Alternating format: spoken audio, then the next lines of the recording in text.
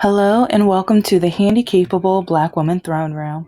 My view of humanity is a whole new tea. Okay, so I'm going to be doing another Why I Broke Up with Mr. No Heart episode because I broke up with him for so many reasons. And especially watching more of these dating videos and men blaming women for them being single. Or I just saw an article or something where a guy used a meme of women, if you don't start acting right or if you don't start dating us, and had a picture of an older black woman with a bunch of cats. Basically, men are threatening us to date them, but who they are, we want nothing to do with. Like a lot of ladies, like it's not like we want to be single, but we are better off being single than with a bunch of you. Like a lot of you men just think that you are obligated. You think women have to. And that's why a lot of men want to go back in time to where women could not have bank accounts, where women cannot have a higher education, where women didn't have any type of control or the opportunity to know who she was as a human being. But a lot of men want us to only be the baby makers and hmm, the sexualized mother being in order to cook and clean and take care of them. And there was this one video by this white guy. He kind of seems MAGA. He don't. Maybe I'm wrong, but I just get kind of a MAGA feel from him. But he did a whole video about women have to act right, and I want a wife. It's like I don't want to go to the bank. I'm having issues, and just basically it sounded like he kept saying like a woman needs to do her job. And so, or do the things he doesn't want to do, because he even said like a man shouldn't have to do these things, and it was pretty disgusting. But I keep hearing about men giving, like, gaslighting women, telling us that we are supposed to be with them. They don't want to act any better. They don't emotionally, physically, financially, they don't want to do any better. And I'm not saying women are perfect. I have some male friends who got divorced from their wives, and yeah, I will say majority of the blame in some of those situations were with the women. But at the same time, I know a lot of relationships where men are very smart, very smooth, and they place the blame, where they twist everything they did wrong. All of a sudden, they'll turn it around and 180 the situation and just make it seem like it was the woman's fault, because they don't want to admit the truth. Because if they told women what really happened, they would never have a woman again. They would never be in a relationship again, because of how despicable, awful, terrible they are. Because with dating, especially now, a lot of men tell women that they're obligated, and or some threaten women where if you don't date us, then you're gonna end up as miserable old women with cats, or cat women, or whatever. And the thing is, a lot of women, yes, some of us want kids, but some of us don't want to replicate or duplicate DNA from someone. No. We think long term. Long term. And some of you meant, no, thank you. No. But also, a lot of these men act like, especially for the older women, they act like we're not supposed to learn anything from previous relationships. A lot of them lie. And for some men, their only talent is lying with a straight face, because I didn't even say lying well, lying with a straight face. Because when a lot of these men go to the next relationship, the woman didn't know how to treat me. She didn't satisfy me. She did me wrong. She was crazy. All women are crazy. That gets me when men say all women are crazy. But then when I break up with a guy and either their ex or their wife or whatever gets in contact with, like, because remember with Mr. Lockakey, I broke up with him. I never even wanted to date him. If you remember the story, he was the one that stole from my purse in order for me to have to go back to his house, because I told him to come to my house and drop off what you stole from me. He said no, because he knew if I went to his house, he would have the power. And now I wish I called the police, but I was scared to call the police because it's like with a lot of the police trauma that I've been through, I didn't want to have to tell my parents that this guy stole from my purse to force me to over to his house. And yeah, it's like my parents already didn't think much of me. So how was that going to be if I added that to it? And so he blackmailed me, threatened me, and for 5 years, it's like I kept wanting to break up with him, but then he would threaten, I'm gonna eliminate myself from the earth if you break up with me, if you leave me, if you don't spend the night, if you don't do whatever he said. Oh, if you don't stop doing your homework, if you don't, it's like concentrate on me, not your test. Why do you care more about that test than me? Oh, yeah. But then men say we are obligated to date them. And you know what? Like when I found out he found his high school sweetheart or his middle school sweetheart, I was so happy because I never wanted to be with him. But then, like when I talk about second guess and question the next guy you're dating, because my ex's wife, she had the nerve to put me down because after I broke up with him, I told him I want my money. I want the money you owe me. But then he blackmailed me again, saying, if you want your money, you have to not only get back with me, but you have to sleep with me a certain amount of times. And I refused. But then while he was looking for me on social media, he was looking her up too and found her. Then they got together, ended up pregnant, and got married. But I mean, not all before. Like I think he impregnated her quickly because he found me and he was begging to get back with me. And so I'm like, no, I want my money. And he refused. But while I was refusing, he found the sweetheart or whatever, middle school. She's not even a sweetheart. She's a middle school nightmare. But anyway, because yeah, when you call me the N word and you threaten me when he owes me money, but then you tell me if I keep calling trying to get my money, you're going to try to take me to court and say I'm a no good N word. Yeah. Mm-hmm. Yeah. But anyway, men keep acting like we are obligated to date them. And then I ended up with Mr. No Heart because Mr. Lockakey was such a terrible human being that once I met Mr. No Heart, I was like, he's better than Lockakey. I was like, if I'm trying, because especially with my disability, everyone was telling me no one was ever going to want me, love me, or marry me. And jobs kept telling me that I was not hireable either because it's like how I walk or that I was black and all this other, that's a whole different nightmare. But everyone was dismissing me. Everyone was telling me it's my fault with how I walk. Everyone was telling me no one was ever going to want me until I walked right. And so I finally found a guy who seemed to tolerate how I walk, even though he was a complete nightmare because all he did was lie to me. I kept ending up as his white knight, but he was trying to get me to buy a house though. Oh, I'm going to tell that story too soon.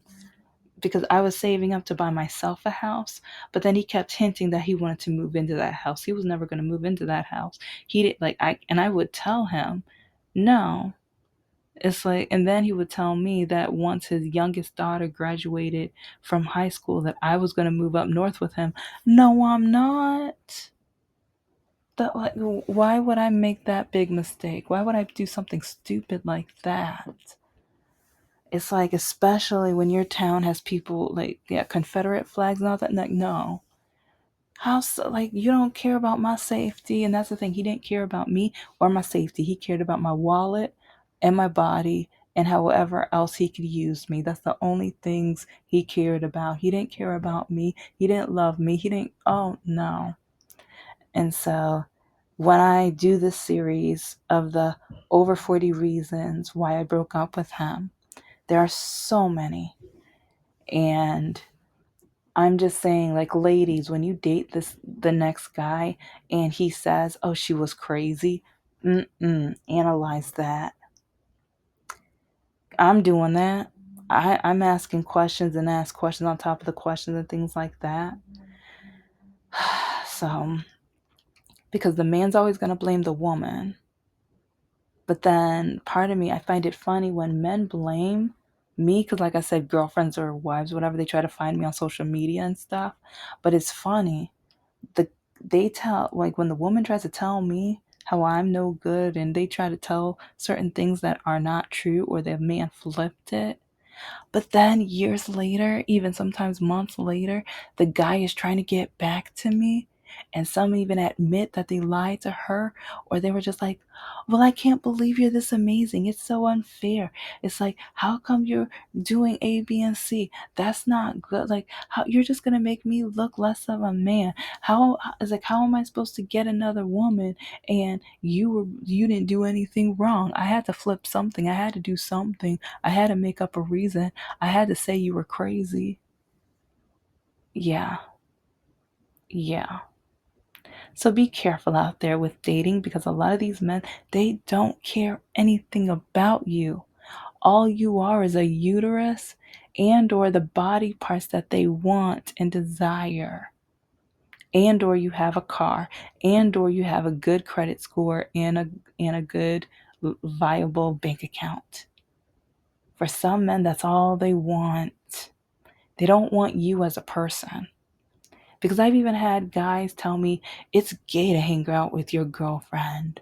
It's like, I want to hang out with my boys. It's like, I don't want to hang out with the girl. It's like the girl is for and he, yeah, you know. And it's like, okay, if you don't like me as a being, if you don't like to talk to me or spend time with me, like, no.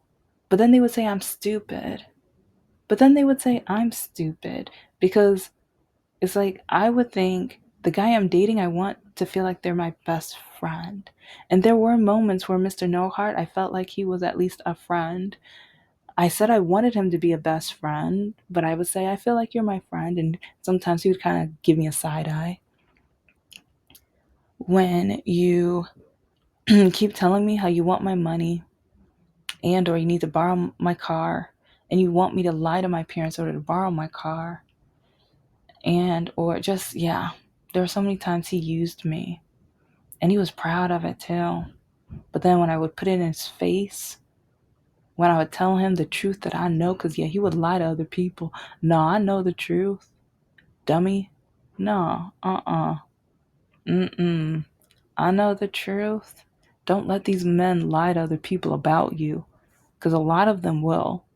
That's the only way they're gonna ever be able to date again is if they lie to you. And so I'm going to tell the story about Mr. No Heart because I think I have around 80 reasons why I broke up with him. And people are going to keep asking me, why didn't you just break up with the first? With having a disability and quite a few people telling me no one's ever going to want me, love me, or marry me as long as I walk like this. Or it's my fault that I'm single. It's my fault that I'm not married. It's my fault that a job's not going to hire me because no one's going to want to hire someone that walks like that. And it's like you pretend to be so smart, but if you were smart, you would know how to pick up your feet.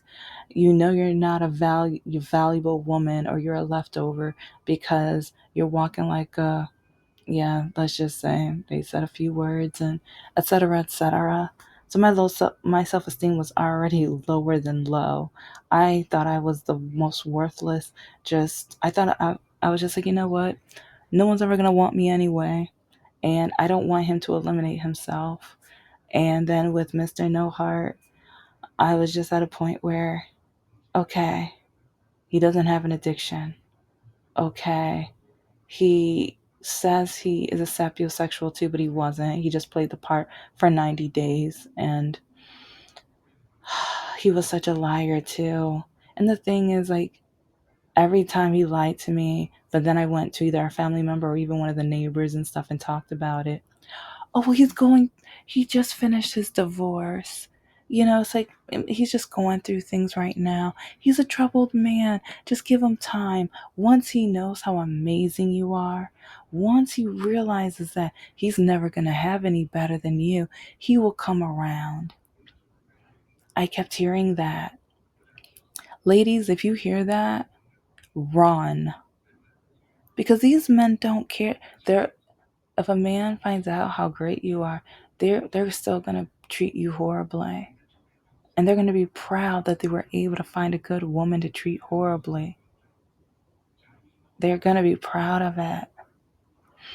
Because when it came to even his house, and first off, like, even while growing up and stuff, my parents since I'm a girl, since they had daughters, they tried to make sure we knew how to clean up around the house and that we knew how to cook and things, because they wanted to make sure we were ready to be wives. And now I'm so disgusted to the point where I don't want, yeah, the whole thought of marriage to me kind of makes me cringe in a lot of ways, because I'm not, yeah, it's like I want to because of love, not because I can cook and clean. But then with a lot of men, I keep hearing, "Oh, you can cook. Oh, you can clean." No, no. And when it came to his house, oh, well, there were times where, especially days when I might actually be off, spring break or winter breaks, whatever, and I would be at his house. I'd be like, "Okay, I need to clean something," because I could smell the dust. It was, well, just no. And so with the entertainment system, I would grab some paper towels and glass cleaner and things like that. And because you could smell the dust, it was so just, ugh. But one of the things were the dishes. Him and his roommate refused to do dishes on a daily basis. And at, like, where I live, I was brought up where you clean all the dishes before you go to bed. Don't leave any dishes in the sink. There were very, very few times where we ever, because maybe during the holidays, if we cooked so much, we filled the dishwasher up twice, and we were so tired to the point where we're like, okay, let's let this soak, and in the morning, we'll empty the dishwasher again, and then the food will be whatever, and it'll be quick and easy. But yeah, hardly ever did we leave any dishes in the dishwasher or in the sink. And even if the dishwasher was full and we had a couple dishes, like, we would a lot of times clean them by hand and put them up to make sure the sink was empty. And with my ex, totally not what was happening.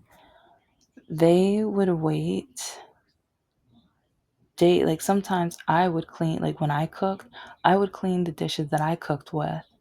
And sometimes my ex would tell me to stop. And I'm just like, no. I was like, because if I need to cook tomorrow, or if I need food or want food tomorrow, I want to make sure it's ready to be used. I don't want to have to wake up and then there's food particles stuck to it. So then I'm going to have to soak it and wait for it and scrub it and use more energy than now the food is fresh on there. So it's going to be easier to wipe off now than later. But yeah, with them, it's like, especially like when I had to work 2, 3, 4 jobs at the same time, and I was only there for maybe Friday, but normally just Saturday and Sunday. I would get there and the sink would be full of dishes. They didn't do any dishes for the week, and sometimes, especially because at first I would be like, okay, Sunday, I'll do the dishes because I was thinking, you know what? Especially if I don't want to see these dishes. This is disgusting.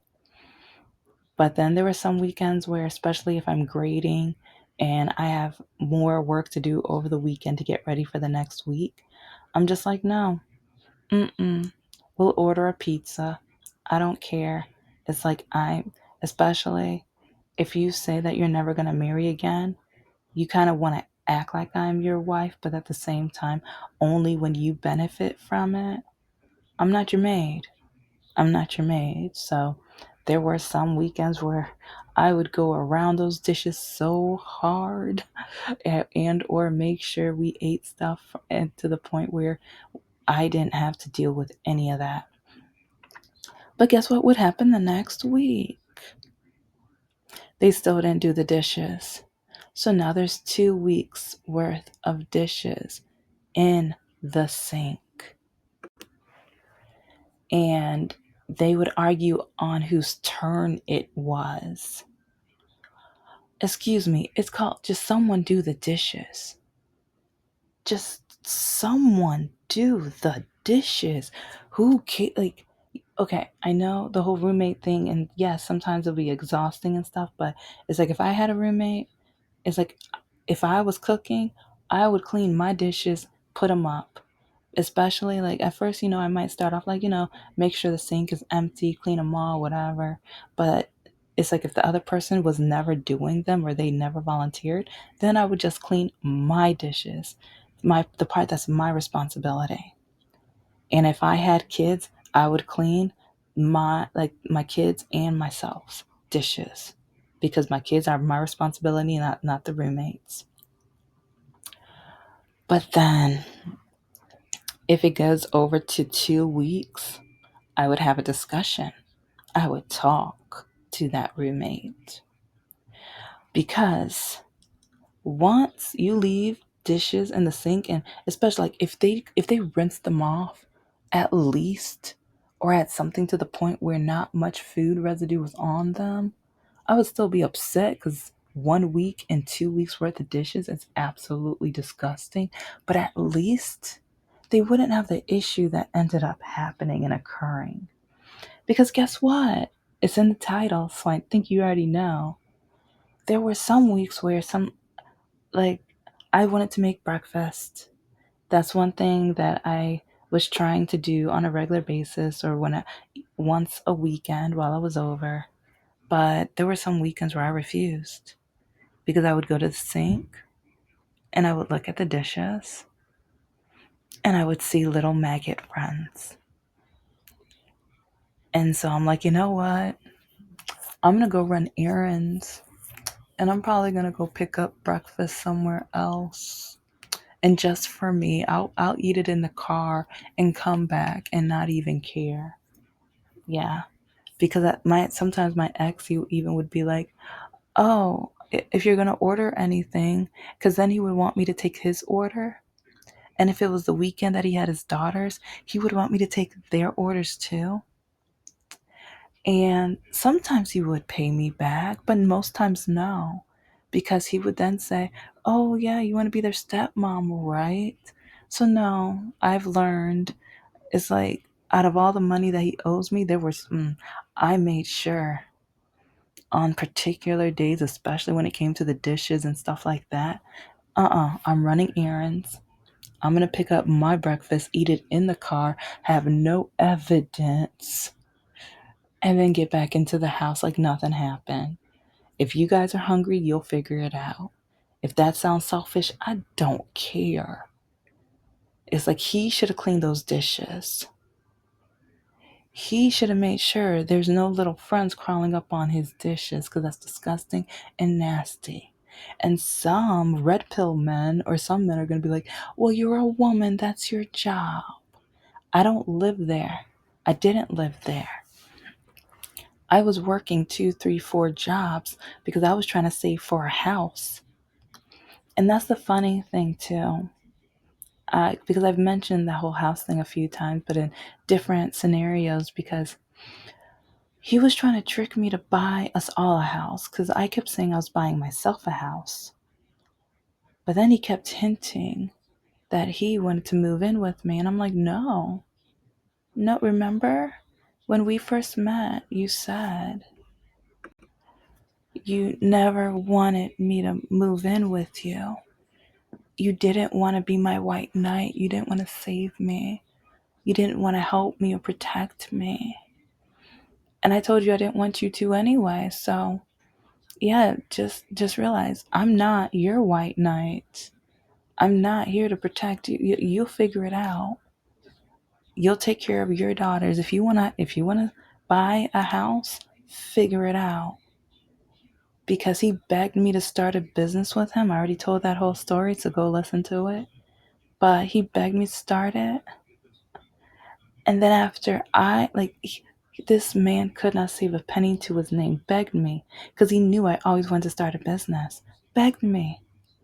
And then he backstabbed me and turned on me, but then still refused to pay me back that money. This man was one of the most selfish, awful, terrible, stupid imbeciles I have ever met in my entire life. Because if you're going to beg someone to start a business and then say, oh yeah, I don't have any money, so why don't you start it? And then I'll pay you back and I'll pay it with interest. And then 6 months later, oh, never mind, I don't care. But then he still asked for gas money. He still asked for me to order food for him and his daughters. Yeah. But then you still have maggots crawling around on your dishes. You can't clean your dishes. You can't take care of your house. Because I even remember when his mom and his youngest sister were coming down to the Metro Detroit area to go to the zoo. They were all going to go together. And see, this is why, I keep saying how much he used me, because he kept telling me, you need to come and see them. The same woman who was such a bigot and racist to me. The youngest daughter, she was okay. She says she's unpolitical, but no, she doesn't realize how many MAGA comments she made. So I already know what side of the political line she's on. But whenever his family went to either theme parks or zoos, I was never invited. I was never invited. But then he would always say that I have to see them, I have to come visit, I have to go up north, I have to do all of these other things. But then when I refused or when I didn't go, he would ignore me, shame me, and tell me how I should be ashamed of myself. But so then he would gaslight me and make me feel so obligated to the point where I did go. And then his mother would then turn around and say something racist or bigoted. And he would just say, oh, well, she's stupid. Just ignore her. No. Yeah, I'm going to ignore her by not seeing her, by not talking to her, by not recognizing her anymore because she's such an awful human being. But whenever they came to town, all of a sudden, he wants to pick up a bucket and a towel and a mop. Then he remembers how to clean when his family members come to visit. Then, because I will never forget when his mom and sister came to town. Oh, he was all over that house. It was kind of amusing and funny because I'm just like, oh, so you don't want your mother knowing how you guys wait until maggots grow on your dishes, huh? It's like, I'm worth having maggots on your plates, but no, not your family. Oh, you can't get that back to your family members. No, you can't have that, right? But thank you so much for listening to the Handicapable Black Woman Throne Room. I am a woman, I am of color, and I am handicapable. But most importantly, I am human and you're human too.